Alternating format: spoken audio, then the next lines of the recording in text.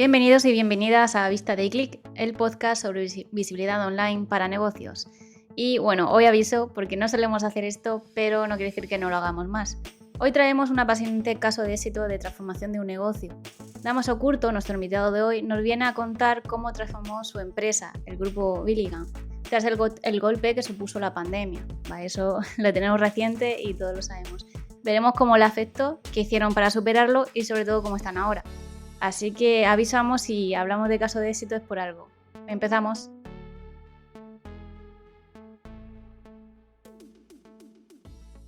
Hola Rocío, David, muchas gracias por estar aquí, es un placer.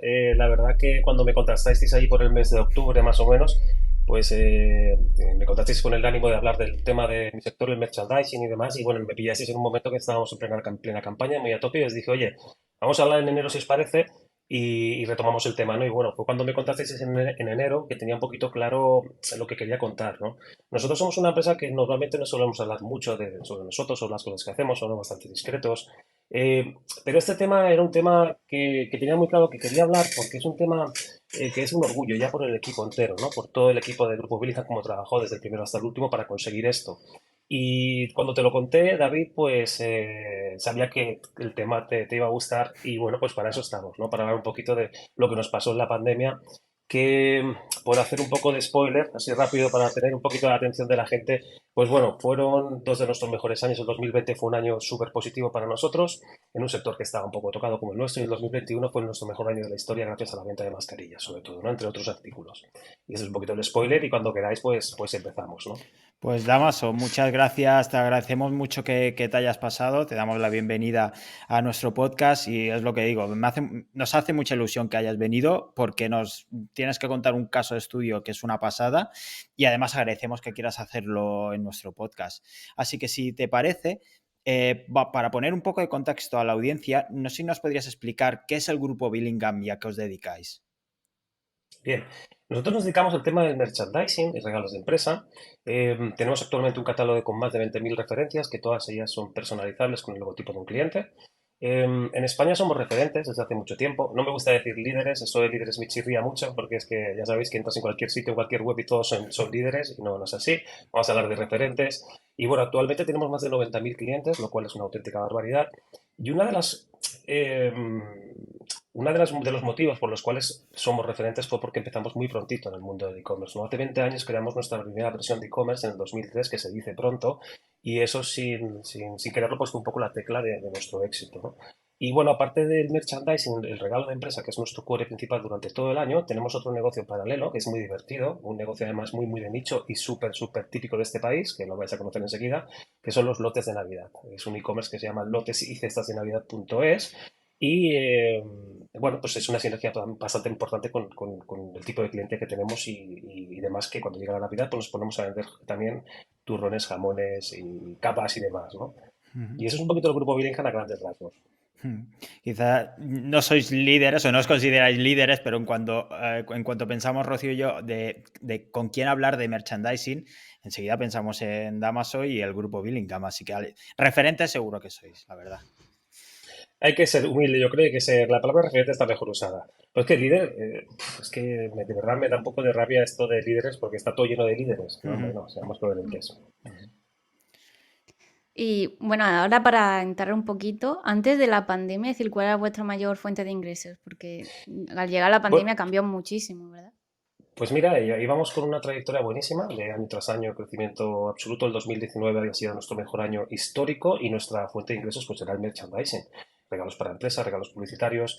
Merchandising, cuando hablo de merchandising, pues para cualquier tipología de empresa, es decir, podría ser una multinacional, como un evento deportivo, un evento cultural, un congreso o la peluquería de aquí al lado o el bar Pepe. Es decir, al final, en un momento u otro, siempre hay una empresa necesita algo de merchandising, ¿no? Hay empresas que lo necesitan con cierta regularidad, porque hacen promociones o eventos, etcétera, y hay otras que son más estacionales, que a lo mejor es en Navidad, pero bueno, la tipología de clientes es esta y esta es la fuente principal de ingresos junto con luego en Navidad los lotes de Navidad que os he comentado antes. Ujú. Yo O tengo sea que podemos, perdón, yo tengo un boli del bar Pepe, de hecho, así que Pues mira, a lo mejor lo hemos hecho nosotros, podría ser. podemos afirmar que teníais una buena situación financiera, ¿no? Es decir, antes de la pandemia. Bueno, te cuento, nosotros somos una empresa familiar que empezamos hace muchísimo tiempo y como cualquier empresa con 45 años de historia, pues ha sufrido muchísimas transformaciones, Ujú. ¿no? Mi padre, que ya, Francisco, está ya jubilado, pues junto conmigo y Paco, que somos coceos, que es mi hermano, tenía en la cabeza hacía mucho tiempo el decir, tenemos que dejar a los bancos, no podemos depender de bancos. Y bueno, pues somos una empresa que se autofinancia, nos autofinanciamos desde hace más de 20 años, al Ujú. principio del 2000 lo conseguimos. No hemos entrado nunca en ninguna ronda de inversión, no nos han ofrecido jamás, hemos necesitado y podemos decir con orgullo, bueno, somos una empresa humilde que hemos hecho bien las cosas, no somos balas perdidas y nos autofinanciamos. Y de hecho, por ejemplo, la crisis de la burbuja inmobiliaria, los años 2008, 2012, 13, 14 por ahí, pues fueron años que acabamos en positivo también. O sea, que hicimos muy bien las cosas y el hecho de estar también en el mundo de e-commerce en ese momento, pues nos Ujú. ayudó bastante, ¿no? Claro. Y entonces llega la pandemia y ¿cómo vivisteis esos primeros días en cuanto a negocio? Bueno, incertidumbre, incredulidad, cierta ansiedad. ¿Qué está pasando? ¿Qué es esto? Yo creo que teníamos la imagen de Walking Dead y montones de películas y series apocalípticas, que es el tema, vamos, y parece que nunca vaya a pasar, y de repente dices, ¿qué está pasando? ¿Qué es esto, no? Y bueno, yo creo que como todo el mundo, es un shock como que no te crees lo que está pasando, pero está pasando, ¿no? Así fue. Ujú. Y dentro de la empresa, ¿cuáles fueron vuestras primeras medidas? Bueno, mira, nosotros teníamos un poco de ventaja en ese aspecto porque ya teníamos personal de IT que trabajaba full remote desde antes de la pandemia. Entonces, ¿qué significaba eso? Pues significaba básicamente que ya teníamos software para trabajar de forma remota. Teníamos, por ejemplo, implantado, que ahora está al orden del día, pero en aquel momento me consta que no, teníamos implantado un sistema de voz IP para el teléfono, con lo cual era como llevarse la centralita a casa y eso facilitó mucho las cosas para el equipo de front office, no tuvimos Ujú. que hacer nada. Realmente fue como cambiar de ubicación de mesa, pero lo teníamos todo. Los softwares para trabajar, el teléfono, que es muy importante pues, para la atención al cliente y demás. Y en ese aspecto, pues bueno, tuvimos suerte de que teníamos un poquito de rodaje en ese aspecto, ¿no? Y esas fueron las primeras medidas, pues bueno, pues nos fuimos para casa como todo el mundo, claro, pero con un poquito ese trabajo ya hecho, ¿no? ¿Y tenéis algún tipo de, no sé, de plan de contingencia? No sé si estáis preparados. Ya sé que para una situación así no, pero para una disrupción del negocio tan potente. Has comentado el tema del trabajo, del trabajo en remoto, por ejemplo. Pero no sé si en otras áreas, por ejemplo, habría, imagino, un impacto fuerte en el negocio en esos primeros días. Obviamente no teníamos nada, o sea, yo creo que nadie está preparado por una cosa tan radical como lo que ocurrió, ¿no? Normalmente cuando entras en un momento de crisis o algo, pues lo ves venir, normalmente, puede haber casos que no, por circunstancias a lo mejor diversas, pero normalmente se ve venir, o bueno, pues, pero es que esto que pasó no teníamos ningún plan, no, las cosas iban muy bien, súper bien, piensa que el 2020, los 3 primeros meses, enero, febrero, parte de marzo, íbamos con un 25% de crecimiento versus 2019, y a nivel de negocio vamos muy bien, no teníamos para nada, pues eso, nada previsto. De hecho, en nuestro sector pues quedaba un poco tocado, como otros muchos, porque al final eventos deportivos, eventos culturales, congresos no se hacían, muchas empresas se quedaron totalmente paradas, el sector hostelería y demás, Ujú. y bueno, pues un poco como incertidumbre total. Ujú. Ya me imagino. Sí, entonces cuando veis todo el parón que hay, ¿no? El teletrabajo, que ya no se hace eventos, ¿cómo establecisteis un plan de acción? Es decir, os sentasteis en la mesa, supongo, a comentar y decir, vale, hay un gran parón también en vuestro negocio porque al final necesitáis pues, merchandising para negocios, o sea, para eventos.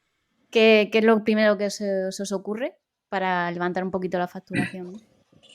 Pues mira, básicamente empezamos a recibir newsletters de gente que ni conocíamos, talleres de Ujú. confección que empezaban a hacer mascarillas de tela, de alguna marca de ropa que empezaba a hacer mascarillas de tela, y ahí fue cuando vimos que había gente que empezaba a moverse y decidimos volcarnos en ese tema, ¿no?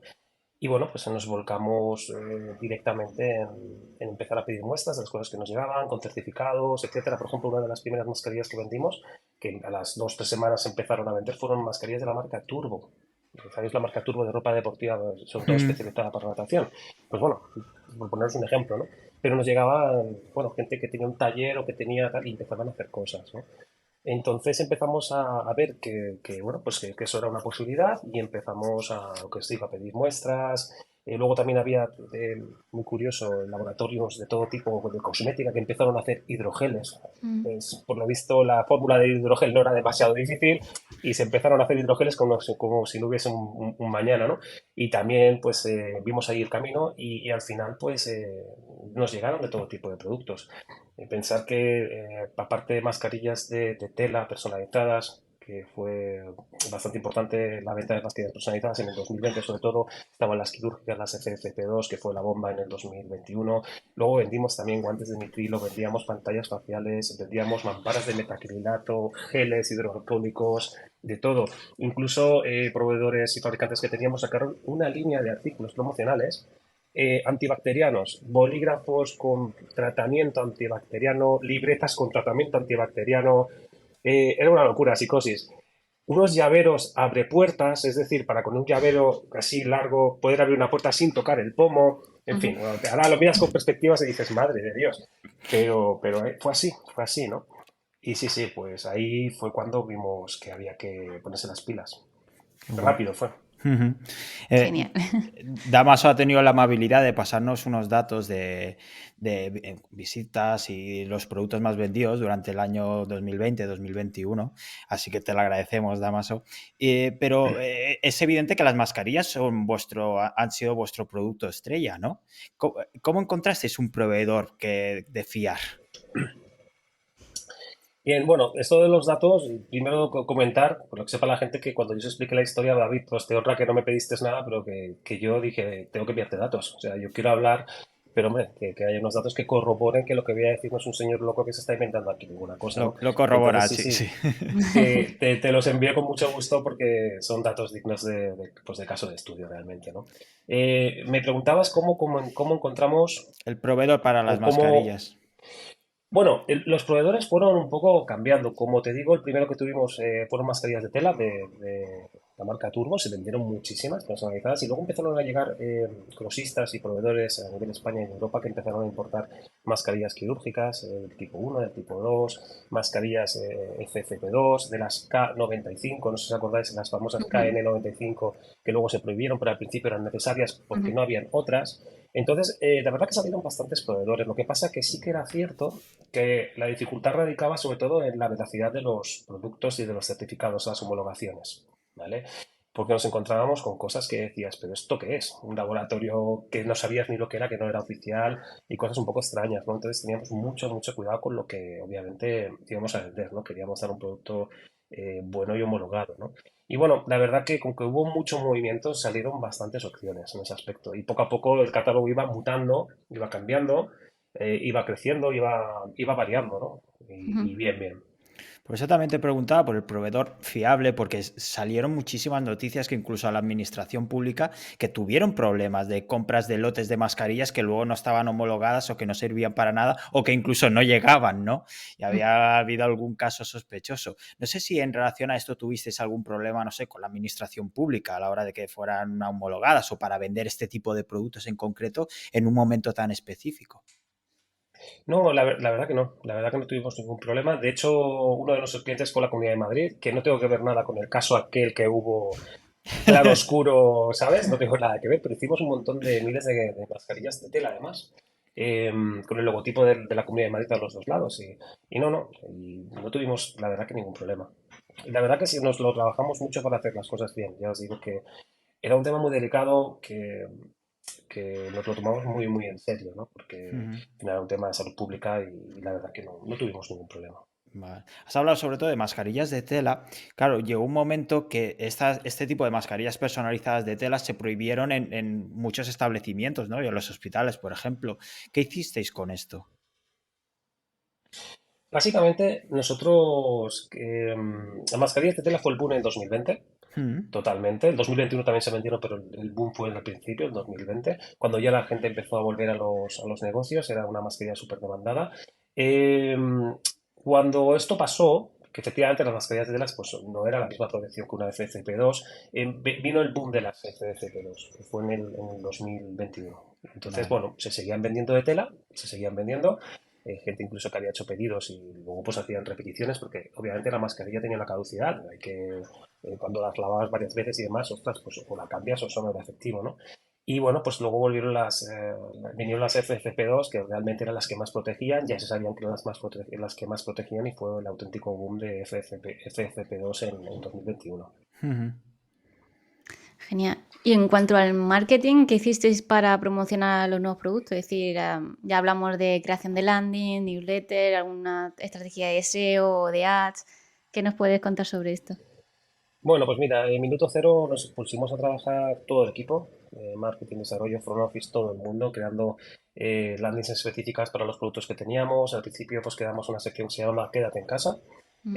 que hay un popurrí ahí de productos con algunas subsecciones y poco a poco pues eso fue desmembrándose en una arquitectura más correcta, mascarillas por un lado, otras cosas por otro lado, fue mutando, ¿no? Pero lo primero que hicimos sobre todo fue crear esas landings con todos los artículos que teníamos en ese momento que iban creciendo, con un buen contenido. Y lo que primero que hicimos, pues como os decía antes, tenemos una base de datos de cliente muy grande, 90.000 clientes a día de hoy, que es una barbaridad para nuestro sector. Pues claro, aprovechamos esa fuerza vía Ujú. newsletter y fue resultado al día siguiente. Ostras, ¿tenéis mascarillas de esto? ¿Tenéis lo otro? Y empezaron a llover pedidos al minuto siguiente, ¿no? Después de esto, pues bueno, a nivel ads, tocamos ads, pero no fue nuestro canal de tráfico no fue ads. Eh, Tocamos sobre todo lo que fue Google Search, la parte de texto, de anuncios de texto. No era fácil, de hecho ponían bastantes trabas para meter ads de mascarillas por el tema Ujú. de lo que significa mascarilla. Por ejemplo, en Sí. Facebook nos banearon la cuenta directamente sin decirnos nada porque había mascarillas. Sí, sí, que bueno, Facebook, si ya sabéis que Sí, sí. funcionan como funcionan. Típico meta, sí. Pero sí, pero bueno, luego rápidamente nos lo solucionaron, pero al final ads no fue importante. Y a nivel de SEO, pues seguimos las reglas básicas de SEO Page, las buenas prácticas, no hay más. El SEO, como sabéis, es un algoritmo medio secreto que, como la fórmula Coca-Cola que tiene Google ahí, que se saben cosas que ellos mismos han dicho, otras que no, y que cada maestría tiene su librillo, pero al final los pilares del SEO yo creo que es sencillo, ¿no? Es una buena arquitectura, un buen contenido, buen enlazado, datos estructurados, etcétera, ¿no? O sea, y Mm. luego obviamente, bueno, también nuestra página pues tiene una autoridad importante hace 20 años, ¿no? Que estamos ahí, y eso también pues algo ayuda, ¿no? Y ya está, y esperar a ver qué pasaba. Y ya ves lo que pasó, pues que no nos lo esperábamos lo que pasó, ¿no? Eh, Realmente, pues luego también creamos, perdona, una- un entorno de contenido Ujú. muy interesante en el blog. A las 2 semanas, creo que el 30 de marzo, tenemos nuestro primer artículo. Ya empezamos a publicar. Tengo aquí una Ujú. lista que me he hecho una pequeña lista para acordarme de algunas cosas. Y esto es interesante, ¿no? De lo del blog, porque podríamos temas como aprende a colocar bien tu mascarilla para que sea Claro. eficaz. ¿Cuánto duran las mascarillas FFP2? Mascarillas FFP2, ¿qué son y a quién protegen?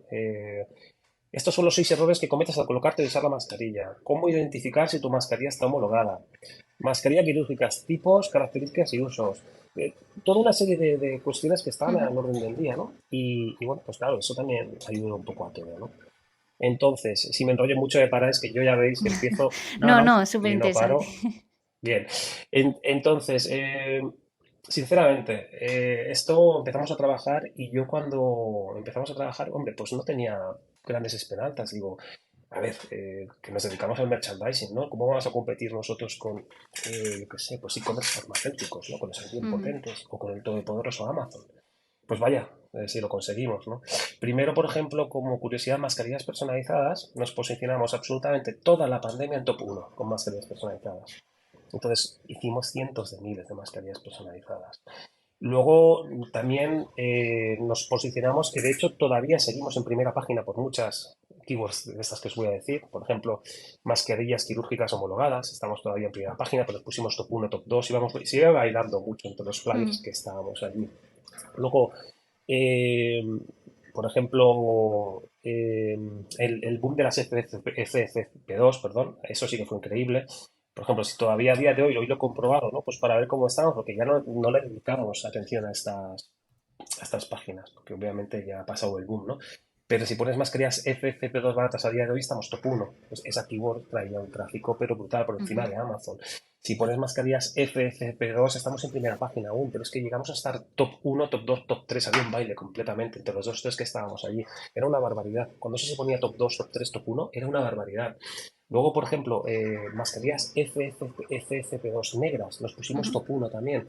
Las negras, daba la casualidad que eran las que querían en el ámbito industria, porque claro, al ser negras, pues no se ensucian tanto, ¿no? Y se vendieron muchísimas. Y así, pues podía estar hablando de muchísimos más long tails que conseguimos posicionarlos por SEO de forma orgánica. Entonces, claro, bueno, ahí están los datos que te he pasado, David, y que puedes corroborar, y que aparte en los gráficos de Analytics se ven los picos de las diferentes horas, Mm. que es muy, muy Sí, curioso, sí, ¿no? desde Y luego. eso, pues fue lo que pasó. Y de verdad que no tenía, te soy sincero, no tenía. Bueno, había que hacerlo, lo hicimos, pero fe de conseguir eso, pues no, sinceramente. Ujú.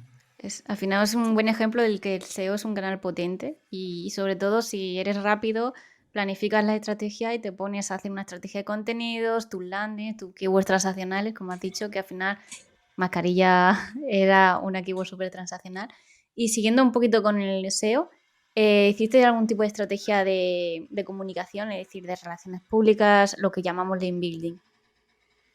Bueno, la verdad que no hicimos grandes cosas y nos vinieron muchos enlaces naturales, off-page, sobre todo para artículos del blog, de colegios, de universidades, y nos sorprendimos. O sea, conseguimos enlaces naturales, lo que dicen que hay que hacer siempre, y lo que es Ujú. muy difícil, Sí. y que yo digo esto no es posible, pues mira, nos llegaron bastantes. Pero no fue enorme lo que hicimos, pero ayudó, por supuesto. Ujú. Y siguiendo con el tema de las mascarillas negras, ¿cómo elegíais qué páginas hacer? Es decir, vale, qué keywords queremos atacar y cómo hacerlo, si hay que crearlo en una landing o no hay que crearlo, hay que atacarlo en una categoría o en un blog. Cuéntase un poquito para la audiencia que sepa, decir, qué tiene que diferenciar o cómo tiene que trabajar esas keywords.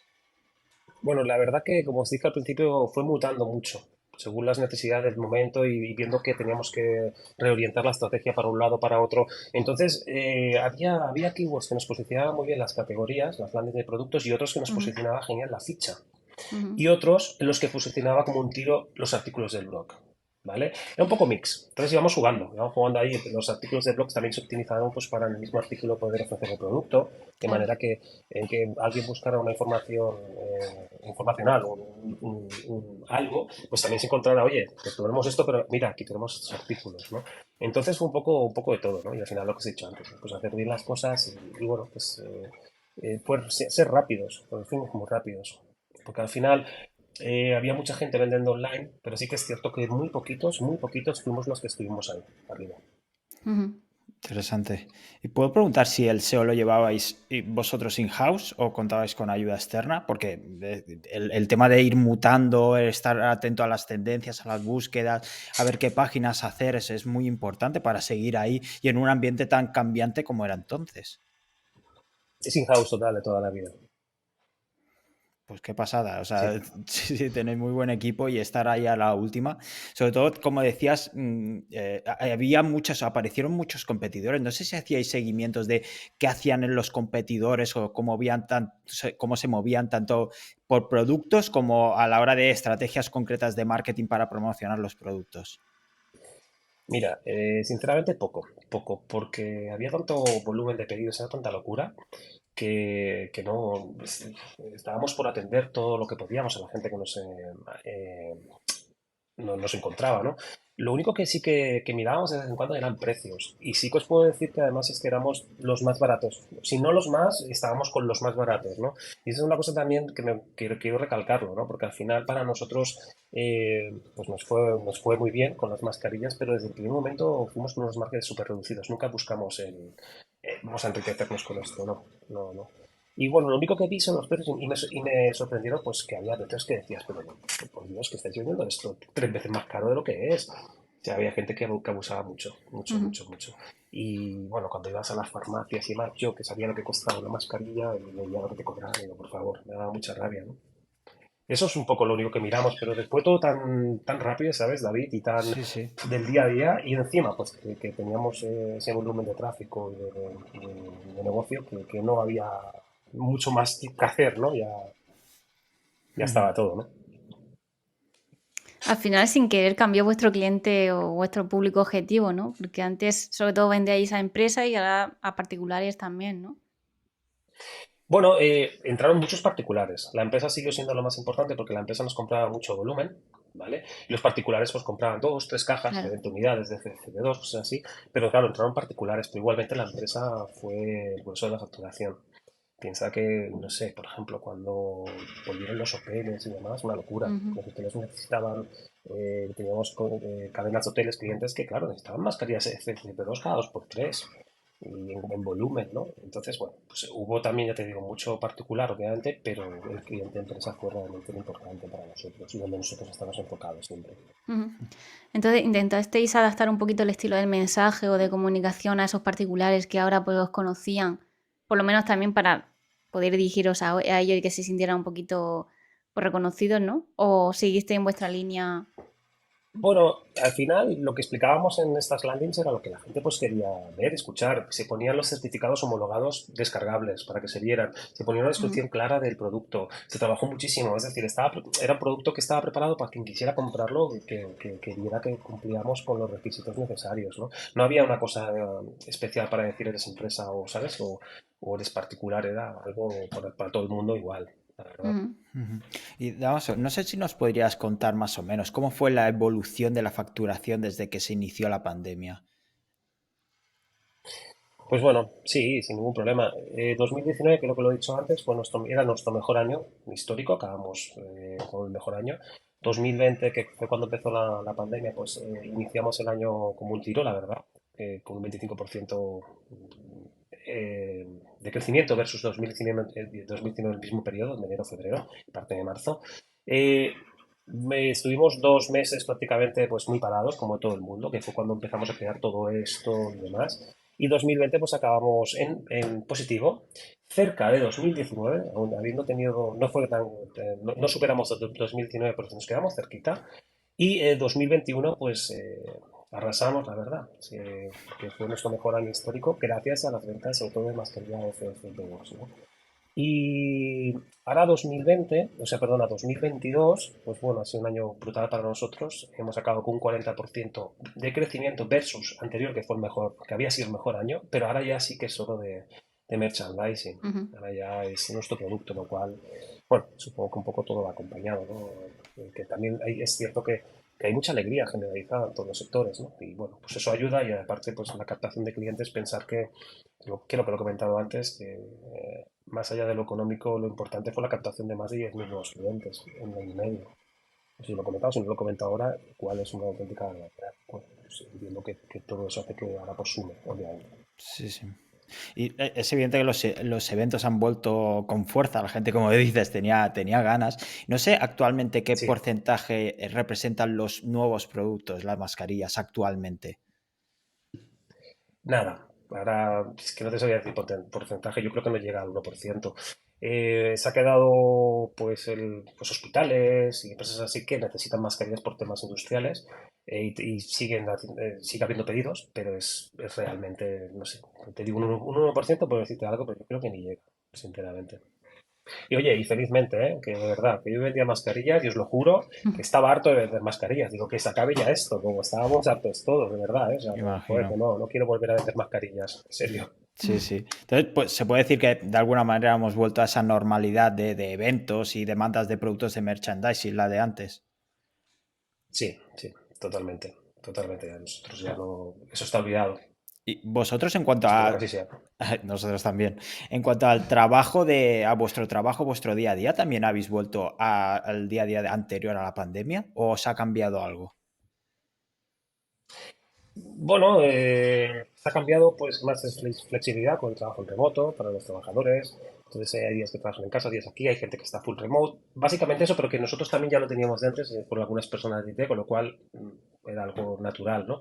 Por lo demás, no, yo creo que no, todo, no, no, simplemente eso que os digo, ¿no? La alegría desmesurada de todo el mundo, yo creo que lo que tú decías, hay que vivir, a gastar, venga, yo no sé, es generalizado, tú vas a donde quieras y ves los restaurantes llenos, la gente tal, y eso que hay una inflación que no Mm. veas, en fin, ¿sabes? Pero bueno, yo creo que las ganas después de 2 años encerrados prácticamente eran máximas, ¿no? Y bueno, pues ahora se está viendo. Hmm. Antes has comentado que aparte de mascarillas vendíais otros artilugios, ¿no? Como los bolis y en vuestra categoría de quédate en casa. Aún así, o sea, la mascarilla era el producto más rentable o el que más se vendía, pero el siguiente, ¿cuál era? O sea, por curiosidad, ¿cuál era el que más se vendía? Mira, yo creo, o sea, si primero hablando de mascarillas, lo que más vendimos en general fue FFP2, y Ujú. luego quirúrgicas, muy económicas se venden mucho, y luego las personalizadas. ¿Qué más se vendía después? A ver, es que era un poco de todo. Por ejemplo, ¿os acordáis cuando empezaron pues a volver los comercios y demás, que hubo un Sí, boom con las mamparas de metacrilato? Bueno, eso fue una sí. locura. Todo el mundo buscando, sabía que se acababa el metacrilato, no había metacrilato, todo el mundo buscando eso, ¿no? Y yo qué sé, pues eso fue un pico a lo mejor de 2 meses de vender mamparas de todos los tipos, una auténtica barbaridad. Eh, ¿Qué más? Los geles hidroalcohólicos también vendimos, incluso personalizados, botecitos con el logotipo de la Mm. empresa, que quedaban muy monos, ¿no? Pero realmente es que no había un producto que digas, este fue el segundo. No fue, ¿sabes? O sea, las mascarillas canibalizaron todo el tema y todo eso era pues un más a más, ¿no? Por ejemplo, estos productos que os he dicho antibacterianos, pues se vendían poco, pero se vendían, ¿no? Pero poco. No hay nada que me... no hay nada de especial que dijéramos. Las pantallas faciales, igual que las de metacrilato, estas Ujú. pantallas así, hubo un boom brutal, una locura, la psicosis, todo el mundo iban a Ikea a comprarse la gente eh, máscaras estas para bucear que tienen aquí, pues porque no había, o sea, alucina. Ah, sí. ¿Sabes? Mi mujer, Mm. por ejemplo, es enfermera y iban con eso. Sí. Am, o sea, increíble, ¿no? Entonces también se vendían muchas mamparas faciales, pero fueron muy estacionales, productos que tuvieron picos muy fuertes y luego bajadas muy rápidas, ¿no? De demanda. Ujú. ¿Cómo elegíais los productos a vender? Porque nos has comentado el tema de que os ofrecían los proveedores, iban saliendo, pero no sé si buscabais también activamente o estabais pendientes de las noticias y ver esas oportunidades nuevas que iban saliendo. Pues un poco se veía lo que la gente pedía, como que teníamos mucha visibilidad, ya muchos proveedores nos contactaban de diferentes lados. Oye, que hacemos mamparas. Lo de las mamparas de metaquilato, mucha gente no hacía eso, pero gente que se dedicaba al metaquilato obviamente empezó a hacer eso.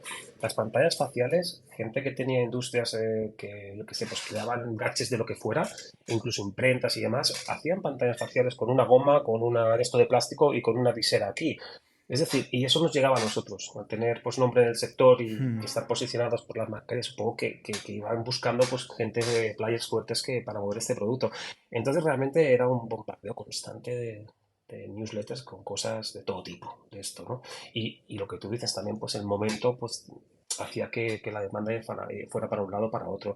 No fue difícil porque es que había muchas opciones que nos contactaban, ¿no? Ya cuando todo estaba, fue más difícil al principio, cuando empezó todo. ¿Y Ya lo hemos hablado hacíais, antes. hacíais alguna criba? Porque supongo que os habrás encontrado, os habréis encontrado productos que decías, esto es demasiado raro", o algunos que decían, esto es raro, pero luego se vendían. Hacíamos criba con cualquier producto nuevo. Es decir, las pantallas faciales, si veis las muestras que yo recibí, algunas dices, pero esto qué, no ha salido. Pero tal cual, ¿eh? Con las mascarillas de tela igual. Te veías las cosas que recibíamos, dices, pero por favor, esto parece un calzoncillo, ¿sabes? O sea, hacíamos criba con todo. Nos lo tomamos muy en serio porque, oye, es un tema muy delicado, Sí, ¿no? Ujú. sí. Entonces, sí, había cosas que decías, por Dios, ¿sabes? Entonces no podíamos vender cualquier cosa, ¿no? Y si no lo teníamos claro, pues no se vendía y punto. Vale, vale. Y ahora ya a todo pasado, ¿no? ¿Cuáles son las principales lecciones que aprendiste con la pandemia? Bueno, la verdad que básicamente yo creo que todo el equipo hicimos como un máster final de carrera, ¿no? En e-commerce y en ventas. Porque al final aprendimos que, bueno, con un gran equipo y con ganas y haciendo las cosas bien, pues se puede hacer casi de todo, ¿no? Si mañana pues hay que vender pajaritas, oye, pues venderemos pajaritas. Entonces, no sé, fue un poco, sobre todo esa lección de empezar a hacer algo, hacerlo bien y que saliera bien, que funcionara, pues hombre, te hace creer en más todavía, ¿no? En tu empresa, en tu gente y en que se pueden hacer cosas, ¿no? Y más una empresa que al final pues somos una pyme, ¿no? Y oye, pues hace ilusión verte compitiendo con los Amazon y demás en un momento tan así con esta necesidad de este tipo de producto, ¿no?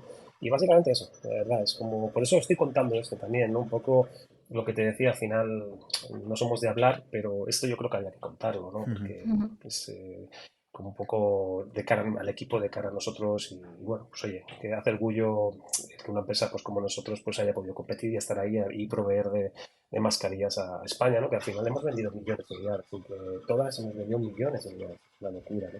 Vaya pasada, vaya pasada. ¿Y cómo lo viviste tú como CEO, estar al frente de esta empresa durante, claro, todos los vaivenes y todas las decisiones que tuviste que tomar? Bueno, pues mira, yo y mi hermano, que somos coceos, eh, realmente, pues no sé, los 2 primeros meses estuvimos encerrados en casa, en cada uno en su despacho, en la cueva, en la habitación, como si todos los días fueran lunes, o sea, pero tal cual, que, bueno, le habrá pasado a muchas personas, ¿no? No será un caso aislado.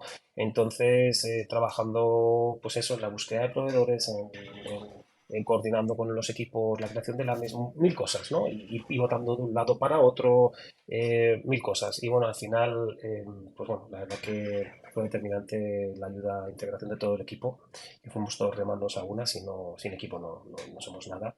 Y también, pues bueno, la sinergia con nuestras familias que nos apoyaron, obviamente, ¿no? Porque es que no, yo no veía a mis hijos. Estaban aquí al lado, pero es que no los estaban en la habitación de al lado, pero es que no los veía prácticamente. Era el confinamiento del duro, de verdad, ¿no? Y bueno, pues la verdad que al final, pues bueno, merece mucho la pena en este aspecto, ¿no? Ujú. Al final, gracias a vuestra capacidad de adaptaros y de pivotar, fue clave, ¿no? Para salvar la empresa. Porque si no hubierais pivotado hacia las mascarillas y todo este material, no hubiera ido bien los números, ¿no? Básicamente. Bueno, seguro que no, claro, como le ha pasado a muchas empresas, por desgracia, de muchos sectores, Sí. ¿no? Que lo están todavía sufriendo, ¿no? Los parones que hubo. Y sí, sí, sin ningún lugar a dudas, Rocío. Te puedo Genial. preguntar, es que tengo mucha curiosidad, la decisión de decir, vamos a probar esto, vamos a por las mascarillas, vamos, porque claro, era un momento muy difícil, supongo que tenías que probar algo, pero verlo tan claro, decir, vamos a apostar por esto, ¿cómo lo valorasteis? A lo mejor tú con tu hermano decir tal, no sé cómo fue el proceso de decisión de decir, o es que no había alternativa, básicamente. Mira, yo creo que una cosa muy importante es que llevábamos tantos años ya en e-commerce y con todo montado y el equipo y demás que claro que nos costó, pero claro, posiblemente ahora viéndolo con perspectiva, pues nos costó menos que a otras personas que a lo mejor tenían que empezar de cero con e-commerce o potenciar lo que tenían. Entonces, bueno, pues lo vimos realmente como os he dicho antes, hay que hacerlo, vamos allá, hablamos con el equipo, hay esto, venga, vamos a crear. Pero también con esas esperanzas de hay que hacerlo, pero no sé qué va a pasar, si no sabíamos cuánto iba a durar, qué iba a pasar. Y bueno, al final todo fue un poco cayendo por su propio peso, ¿no? Pero creo que sí, que quizá tuvimos un poco de ventaja en el sentido de que, bueno, fuimos rápidos y teníamos ya pues ese know-how y ese e-commerce de hace muchos años preparado pues para ello, ¿no? Para vender lo que fuera. En este caso, pues lo que hizo falta en su momento. Ujú. Y a vosotros en la empresa, en la parte de logística, en cuanto a productos, ¿os afectó mucho la pandemia en cuanto a proceder, las medidas que había que tomar, etcétera, etcétera? Nosotros en la empresa, a nivel de logística, nosotros estábamos todos confinados, todo el equipo de front office y todo marketing, desarrollo, totalmente todos desde casa. Y en la empresa había dos personas, que eran, claro, que también me sacó sombrero con ellas, que eran las personas que se encargaban un poquito de la logística con el almacén y demás, ¿no? Que al final es como los transportistas, si recordáis, y son la gente que estaba en la calle. Exacto. Y las empresas tenían, pues, los almacenes que había que sacar cosas, pues tenía que haber gente, ¿no? Que moviera eso, ¿no? Entonces, no tuvimos grandes problemas, simplemente, bueno, pues el tener ahí a dos responsables que estaban al frente que estuvieron ahí, ¿no? Un poco con el miedo de qué va a pasar, obviamente, aún más que con la incertidumbre que había, ¿no? Pero por lo demás, no hubo mayores problemas porque todo estaba funcionando con cierta normalidad, ¿no? Las empresas de transporte, todo funcionaba con cierta normalidad. Mm. Pues la verdad que ha sido súper interesante la historia. Yo creo que vamos a repetir, ¿no? Porque la verdad que a mí me ha encantado y yo creo que a la gente también le encanta, yo creo que esta historia para también verse ante una situación, poder a lo mejor pivotar o saber que hay gente, ¿no? Que sabe salir, ¿no? Del paso, que bueno, que al final es difícil, pero si tienes la opción que hay que pivotar, nos cuesta, ¿no? Salir de nuestra burbuja, salir, pero es necesario si queremos que nuestro negocio siga funcionando. Si tienen la oportunidad, porque es verdad que hay otras empresas que no tienen esa oportunidad de adaptación, pero si la tienes, ¿por qué no? Así que por mi parte la verdad que me ha encantado y otra vez gracias por venir y compartir, porque sé que no es fácil y compartir datos, compartir cosas tan personales, así que gracias. Y nada, o sea, nos despedimos, pero como sabéis, todos los martes a las 10 tenemos un nuevo capítulo, tanto en Spotify, Apple Podcast, YouTube. Si os gusta, si queréis entrar del próximo capítulo, pues ya sabéis la campanita para que os avisemos. Y cualquier comentario, si os ha gustado este capítulo, por favor decidlo, porque así sabremos invitar a otra persona que nos cuente sobre su caso de éxito o algo parecido, porque por lo menos a mí me ha gustado, pero que queremos saber también vuestra opinión, ¿no, David? Sí, exacto. Y Dámaso, no sé dónde te pueden encontrar si quieren saber más de ti o de la empresa.